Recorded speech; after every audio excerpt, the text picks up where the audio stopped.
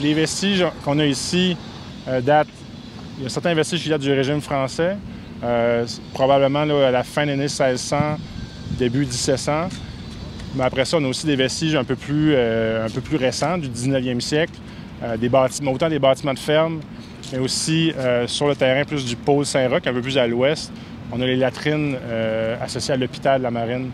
Donc là, on a vraiment un très bon échantillon de ce que les gens consommaient. On a même des éponges qui se sont conservées, c'est impressionnant. Mais il y a vraiment plein d'artefacts de la vie de tous les jours, mais aussi associés à la médecine aussi, on parle des fioles de médicaments, par exemple.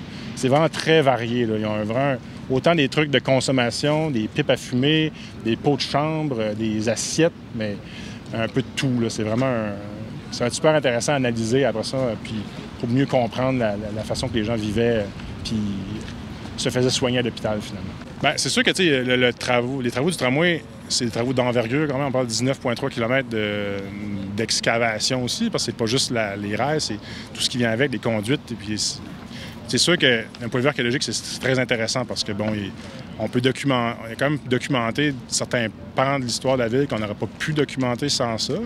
C'est ça, souvent l'archéologie, on fait ça parce qu'il y a des travaux. C'est rare qu'on fait de l'archéologie juste pour faire de l'archéologie, parce qu'on ne veut pas non plus démolir des sites, parce que quand on fouille, on déconstruit des sites manuellement, mais quand même. Donc, c'est sûr que ça va permettre de...